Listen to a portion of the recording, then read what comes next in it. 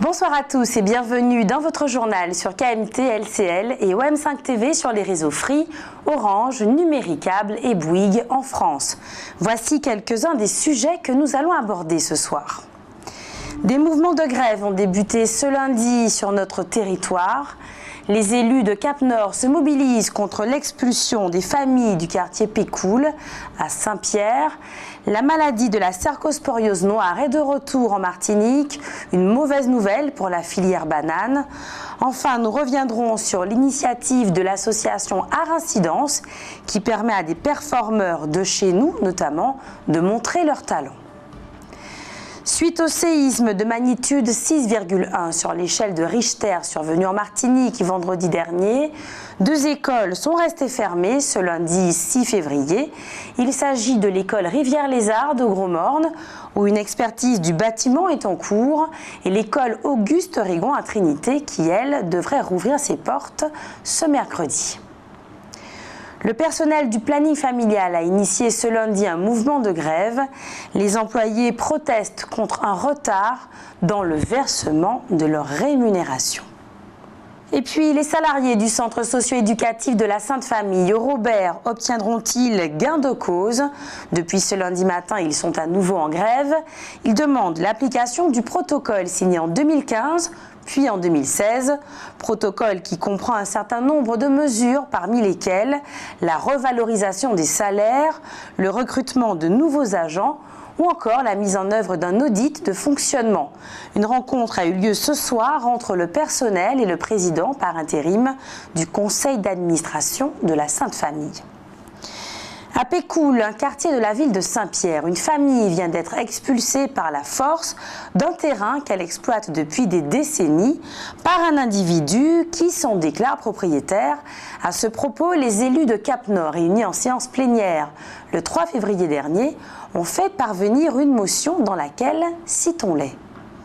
Il s'oppose avec force et détermination à l'expulsion des familles de Pécoul, 6 villes de Saint-Pierre, dénonce le traitement réservé à ses administrés, héritiers des travailleurs de l'ex-habitation de Paz et dont les parents ont reçu ces espaces en contrepartie de leur dur labeur, s'indigne que soient lâchées à la rue des personnes en situation d'extrême pauvreté qui n'ont plus aucun moyen de se reloger, considèrent qu'une attitude bienveillante grandirait les expulseurs, sont solidaires de Monsieur le maire de Saint-Pierre face à cette situation difficile et inéquitable.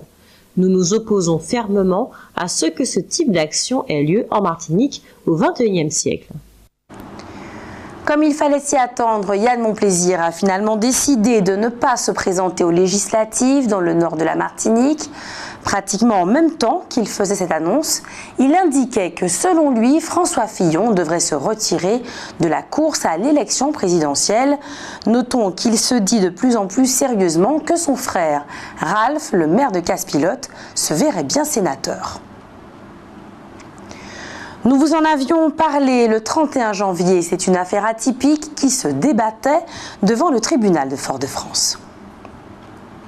En effet, ce jour-là, le MIR, le Mouvement international pour les réparations, guidé par Garça Malsa, attaquait l'État français et réclamait d'importants dédommagements financiers pour les crimes de la traite négrière et de l'esclavage. La réponse de la France, défendue par l'avocat Patrick Baudouin, était somme toute assez prévisible. L'ancienneté des faits va au-delà des délais de prescription.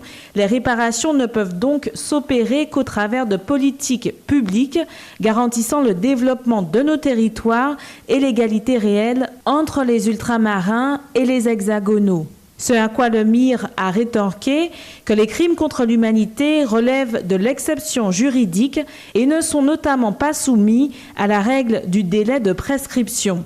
Ce qui n'est pas faux, la condamnation d'anciens nazis, parfois plus de 50 ans après les faits, pouvant faire œuvre d'exemple. En outre, il paraît évident que mener une telle action en justice, à l'époque de la France coloniale et même post-coloniale, aurait été littéralement impossible. À cette occasion, Maryse Duhamel, l'avocate du MIR, a regretté que les débats aient donc essentiellement porté sur la forme et les modalités procédurières plutôt que sur le fond du problème. Toujours est-il que la justice délibérera encore au moins 1 mois avant de rendre son verdict, suite à quoi la partie qui s'estime lésée pourra faire appel, ce qui, compte tenu de la détermination des 2 camps, semble le scénario le plus probable. L'affaire des réparations n'est donc pas prête de s'achever. Les parlementaires de l'Assemblée nationale et du Sénat n'auront finalement pas réussi à s'entendre sur le projet de loi pour l'égalité réelle des Outre-mer, comme le veut la Constitution ce lundi. C'est donc une commission mixte paritaire composée de sénateurs et de députés qui se réunit pour parvenir à enfin mettre en place un texte qui fera consensus. Vendredi dernier, c'était la journée mondiale des zones humides, l'occasion pour le PNM, le parc naturel de Martinique, de mener une action de sensibilisation et de valorisation de nos écosystèmes. Sensibiliser aux réalités des zones humides de la Martinique et inviter à la préservation de ces espaces, voilà les objectifs de l'action menée par le PNM ce jour-là. C'est le site de la future réserve naturelle de la baie de Génipa qui a accueilli les élèves des établissements scolaires des Trois-Îlets et des Anses d'Arlé pour une balade nautique de découverte de cette mangrove. Avec ses 1200 hectares, la baie de Génipa rassemble 65% des mangroves de la Martinique et se caractérise par la richesse de sa biodiversité. Le départ s'est donc fait au bourg de la commune des Trois-Îlets et les scolaires étaient accompagnés par leurs professeurs, une délégation du parc naturel régional, des guides professionnels et gardiens de l'environnement. Pendant 1h30 de balade en bateau, les jeunes ont découvert la richesse des espèces qu'abritent les zones humides. Ils ont aussi pu apprécier le calme et la diversité des paysages. Rappelons que les mangroves sont les principales zones humides de la Martinique. Les mares et les étangs en font également partie et bien souvent, elles abritent non seulement des espèces végétales et animales, mais aussi des paysages remarquables. C'est une très mauvaise nouvelle pour la filière. La banane est à nouveau attaquée par la cercosporiose noire. Causée par un champignon, la maladie est de retour, notamment favorisée par les conditions climatiques de fin d'année. Une chose est sûre, après le passage de Matthew, c'est un coup dur pour les petits agriculteurs comme les plus gros producteurs. Les estimations de perte de production pour cette année sont en cours. À partir de cette semaine, lors du transfert d'un compte bancaire d'une banque à une autre, ce sera désormais à la structure d'accueil de prendre en charge les formalités administratives. Attention, pour l'instant, cette mesure ne concerne que les comptes courants. Le mois dernier, un nouveau contrat de présence postale pour les années 2017-2019 a été signé entre l'État et l'AMF, l'Association des maires de France. Ce contrat prévoit une rallonge de 12 millions d'euros sur 3 ans du fonds de péréquation. Cet argent servira notamment à prendre en charge la part de financement des collectivités dans les 500 maisons de services au public accueillies par la Poste.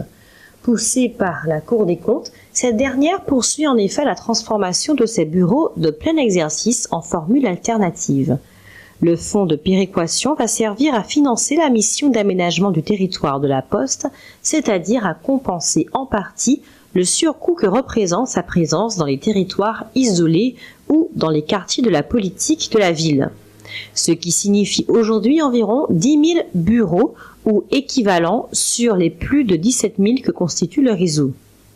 Notons que pour des raisons de rentabilité, la Poste a mis en place de nombreux partenariats qui ont conduit à l'installation de relais Poste chez des commerçants notamment. Ce nouveau contrat permettra d'ailleurs la prise en charge de l'ensemble des points de contact situés en Outre-mer. Ajoutons que toute transformation d'un bureau de poste devra, dans les DOM notamment, faire l'objet d'un accord préalable du maire.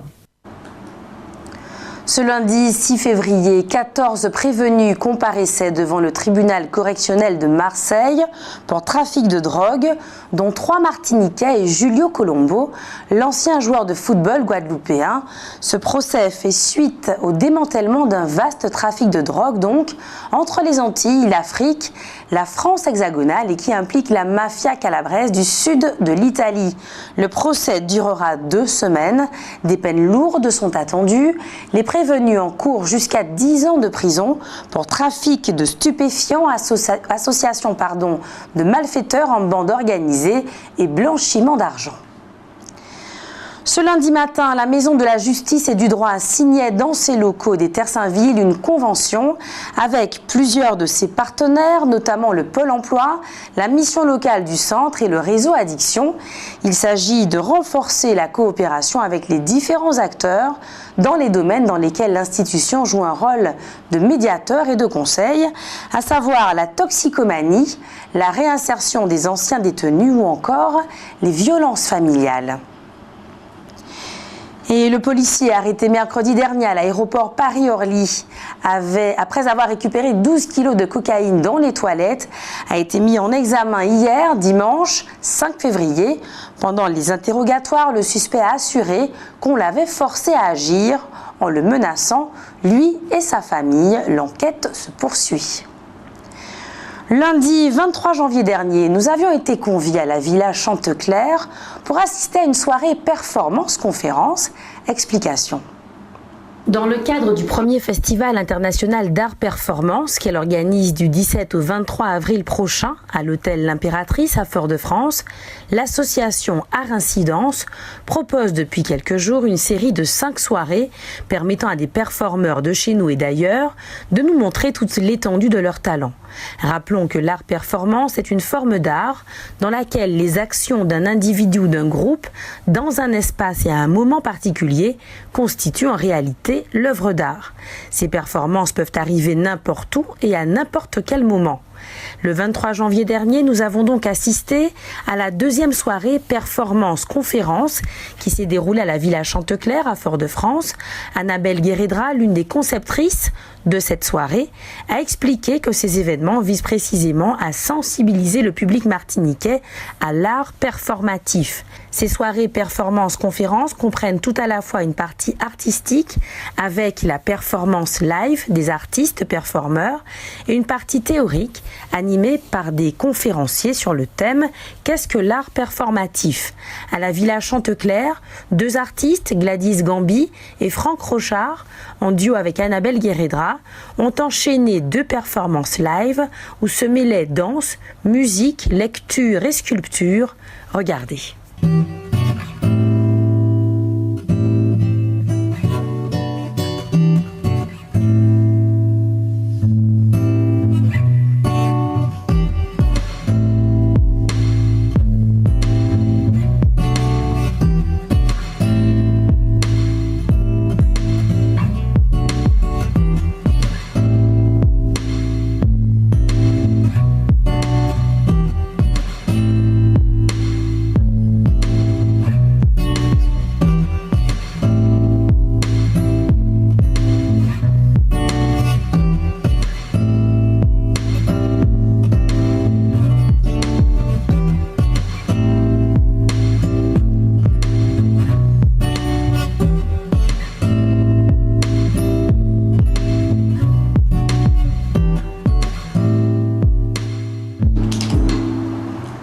C'était donc la 2e soirée performance-conférence sur les 5 proposées par l'association Art Incidence. Si vous êtes passé sur l'avenue Maurice Bishop jeudi dernier en fin d'après-midi, vous avez peut-être aperçu un regroupement de personnes à l'un des sens giratoires. D'une soixantaine de personnes étaient en fait rassemblées pour inaugurer ce qui s'appelle désormais le rond-point Gaston-Monnerville. Il y avait donc les membres de la famille et de la Société des Amis de Gaston-Monnerville, les élus de la ville de Fort-de-France, ainsi que des policiers municipaux. Rappelons que Gaston-Monnerville était un homme engagé en faveur de la citoyenneté et de la démocratie. Né en Guyane de parents originaires de Casse-Pilote, en Martinique, il devient avocat et sera aussi député, maire de Cayenne, sénateur puis président du Sénat ou encore membre du Conseil constitutionnel. Cette inauguration était donc un acte hautement symbolique pour rendre hommage à cet homme d'État et saluer son parcours personnel, professionnel et politique, son courage et sa détermination aussi, enfin ses valeurs de respect, de tolérance, de solidarité, d'humanisme et de justice, comme le rappelle Didier Laguerre. Le maire de la ville de Fort-de-France souligne en outre que cette action vise aussi à assurer la transmission de ces valeurs fondamentales aux générations futures, un devoir ô combien important compte tenu de la montée du repli sur soi, de la violence, de la haine, de la xénophobie ou encore du racisme dans nos sociétés. Désormais, lorsque vous traverserez l'avenue Maurice Bishop, vous pourrez voir sur le rond-point Gaston-Monnerville une plaque qui rappelle l'œuvre de ce grand homme. L'ébéniste martiniquais de renommée internationale Julien Ponce nous a quittés hier, dimanche 5 février, à l'hôpital des Trois-Îlets. Il était âgé de 96 ans. Nous présentons nos plus sincères condoléances à ses proches, à sa famille. Les marins pêcheurs de Petite-Anse manifestent leur mécontentement. Ils ne sont pas satisfaits du matériel proposé par Maxi Pêche, l'entreprise qui a repris les activités de la Coop Mare il y a environ 6 mois. Ils dénoncent également les prix pratiqués. Gilles Van Ajouy, l'un des dirigeants, a affirmé que les machines à glace défectueuses ne sont pas la seule responsabilité de Maxi Pêche, mais aussi celle de la CTM. Par ailleurs, il a mentionné qu'à son avis, les prix ne sont pas supérieurs à ceux pratiqués par la Coop Mare. Retrouvez maintenant votre rubrique sondage. Ce soir, vous... Toute l'actualité des régions d'outre-mer et des ultramarins de l'Hexagone sur outremernews.fr.